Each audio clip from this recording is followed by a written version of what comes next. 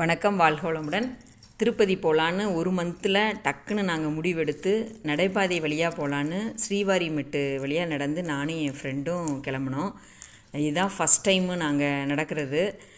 பேக்கை இந்த இடத்துல நம்ம டோக்கன் போட்டு பேக்கை இங்கே வச்சிட்டோன்னா மேலே அவங்க கொண்டு வந்துடுறாங்க. நம்ம படி ஏறி போகிறதுக்குள்ளே அங்கே வந்துடுது.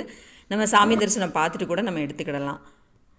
அதுக்கப்புறம் சாப்பிடவே இல்லைன்னு சொல்லிட்டு ஜூஸ் குடித்தோம். அங்கே கடைகளே இல்லை. இதான் ஃபஸ்ட்டு என்ட்ரி. இங்கே எல்லோரும் தேங்காய் உடச்சி விளக்கு பொருத்தி சாமி கும்பிட்றாங்க. அந்த பக்கத்துலேயே மேலே ஒரு பெருமாள் கோயில் ஒன்று இருக்குது. இங்கேயும் கும்பிட்டுட்டு அப்படியே நாங்கள் நடைபாதையில் நடக்க ஆரம்பித்தோம். படி பார்த்திங்கன்னா 300 படி வரைக்கும், ஒரு 2 படி, அப்புறம் ஃப்ளாட்டாக, அப்புறம் 3 படி, அப்புறம் பாதை இப்படி தான் இருந்துச்சு. ஈஸியாக தான் இருந்துச்சு. கொஞ்சம் மூச்சு வாங்குச்சு. ஆனால் 2388 படி தான். 2 மணி நேரத்தில் நாங்கள் ஏறிட்டோம். இது ஒரு புது அனுபவமாக இருந்தது. நல்லா இருந்தது.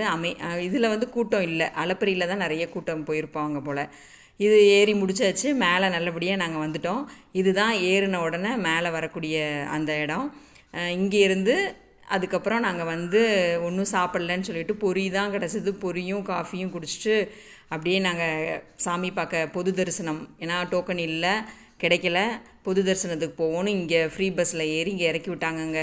இதில் இருந்து நடந்து ரொம்ப தூரம். என்றைக்கு சாட்டர்டே ஈவினிங் 6:30 நடக்க ஆரம்பிச்சது.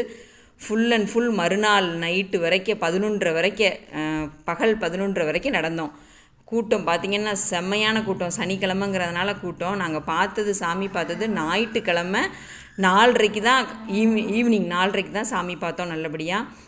நல்லா ஃப்ரீயாக நல்லா பார்த்துட்டு அப்புறம் 7 மணிக்கு, ஞாயிற்றுக்கிழமை 7 மணிக்கு நல்லபடியாக கீழே இறங்கிட்டோம்.